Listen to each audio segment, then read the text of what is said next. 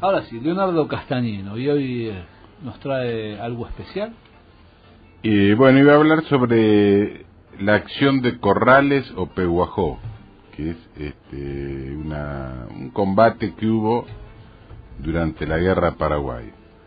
La Guerra Paraguay, no sé si vale la pena en dos líneas recordarlo, que era el recordatorio de cómo se llega a la guerra. Argentina, sobre todo en el mitrismo más que nada, con Brasil y Uruguay formaron la Triple Alianza, que fueron contra Paraguay, y empezó al principio del 65. Los paraguayos avanzaron hasta Uruguayana, después ahí fueron vencidos, volvieron, entonces quedó los paraguayos en territorio paraguayo y Argentina todavía no había cruzado el río. Entonces Solano López de vez en cuando mandaba alguna partida de gente para hostigar a los argentinos que estaban, digamos, o a los aliados que estaban en territorio correntino. Sí, sí. Entonces Mitre se le ocurre darle un escarmiento a los paraguayos que pasaban de vez en cuando, que eran pelotones de 250 paraguayos que venían a hostigar a la... Entonces Mitre manda a 5.000 guardias nacionales bien pertrechados a esperar a que los paraguayos y darles una sorpresa. El 3 de enero del 66 avanzan unos 250 paraguayos a las órdenes de Celestino Prieto, avanzan hacia San Cosme. Ahora, marchaban confiados los paraguayos, como lo hacían habitualmente, hasta que escuchan un griterío, digamos, y advierten que estaban las tropas aliadas.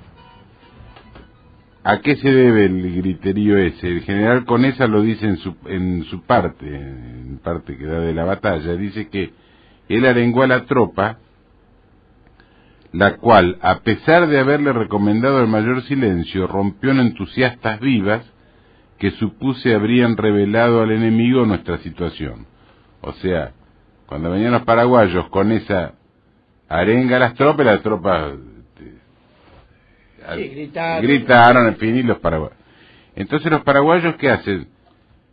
Como eran, imagínate, había 5.000 aliados contra 250 paraguayos, se van rápidamente en retirada a través del monte y unos esteros que había. El general Gelioves, que era aliado, en el parte dice: lo montuoso del desfiladero que había que seguir favorecía la retirada del enemigo. Y según Conesa, que también es argentino, dice que la ventaja se debió a la rapidez con que corría el enemigo, que descansados y descalzos se alejaba velozmente por el territorio cubierto de esteros y bosques, mientras que nuestros soldados, calzados, caminaban con mayor dificultad. Yo cuando leí esto me preguntaba, no sé para qué compraban botines, y le compraban botines y los ponían en desventaja a los pobres soldados. Tenían que haberlos mandado en pata como hacían los paraguayos. Bueno, ahora, la cuestión que los paraguayos se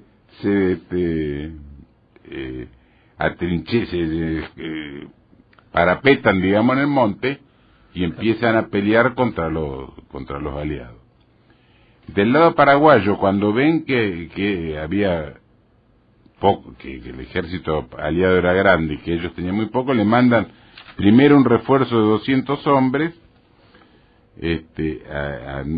al mando de Viveros, y después al mando del comandante Díaz le mandan 700 más. Entonces, más o menos eran 900 contra los 5.000.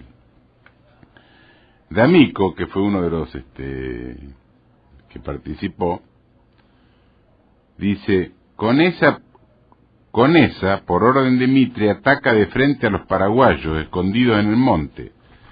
aquello fue una carnicería de gauchos, sin que Mitre, que estaba acampado a corta distancia, se le ocurriese reforzar a Conesa, de quien estaba distanciado desde Cepeda.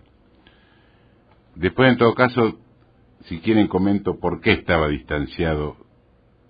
Entre Conesa y Mitre estaban, digamos, enfrentados a raíz de la batalla de Cepeda. Y entonces D'Amico sigue en parte: ¿cómo sería el lance de Desigual cuando la división tuvo fuera de combate el 75%, cuando en las armas que se usaban la regla era del 8 o el 10%? En los hechos de armas más, era del 8 al 10%, en los hechos de armas más sangrientas, y ahí ya habían perdido el 75%. ¿Cómo sería que tuvieron que hacer de oficiales los sargentos porque la mayor parte de aquellos estaban fuera de combate?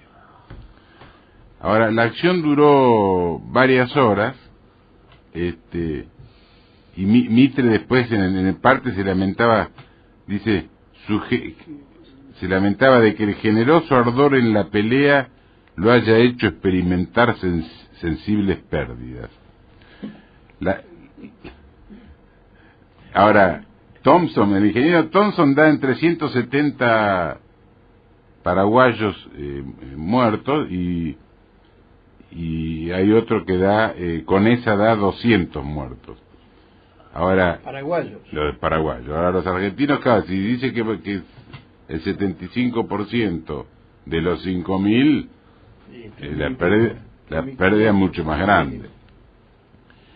Incluso, yo acá no lo tengo, pero hay uno que dice que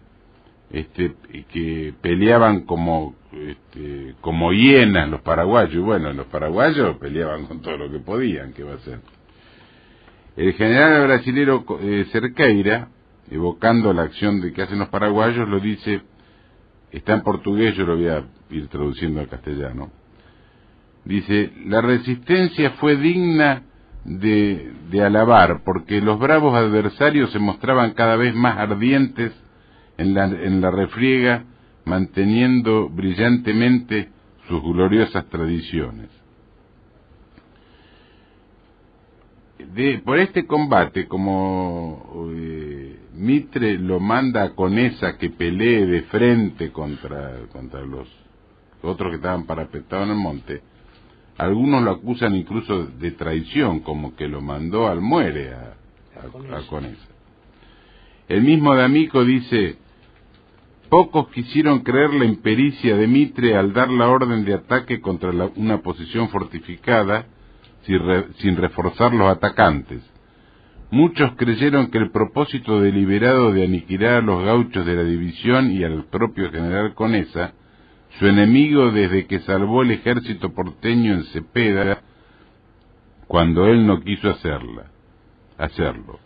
La prensa de Buenos Aires dijo entonces que Mitre había querido deshacerse de numerosos e influyentes enemigos políticos, mandando esa división a tan peligrosa acción de guerra en vez de una división de línea, permaneciendo en inexplicable inacción todo el día a pesar del fuego alarmante que se oía en el campamento.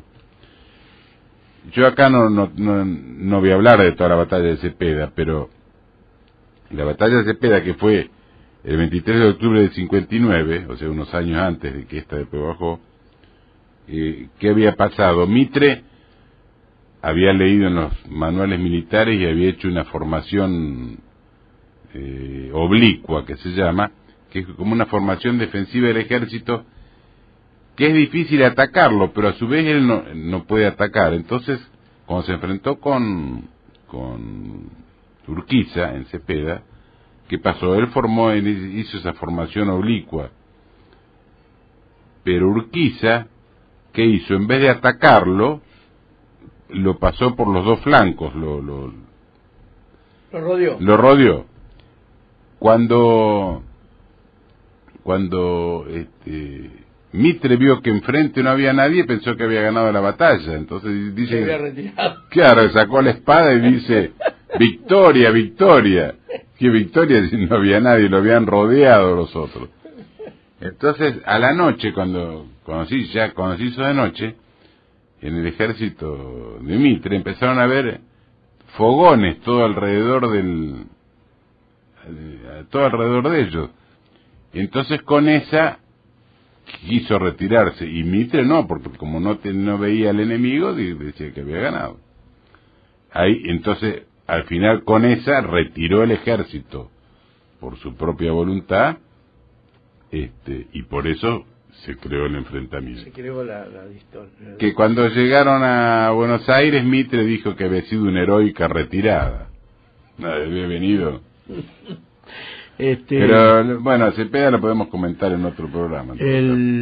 Hoy también me cumple el aniversario de la partida de acá, de Buenos Aires, de los granaderos a caballo al mando de San Martín para cuidar el Paraná, que 28 de enero salen de aquí y el 3 de febrero se da el combate de San Lorenzo, ¿no? Llegan allá el 2 de febrero de la noche y el 3 se enfrentan, que fue el único combate que San Martín hizo tuvo en territorio argentino. Bueno, recordamos la fecha como una fecha histórica, ¿no? Muy bien. Así que acordate, tenés que ir en pata si querés correr ligero.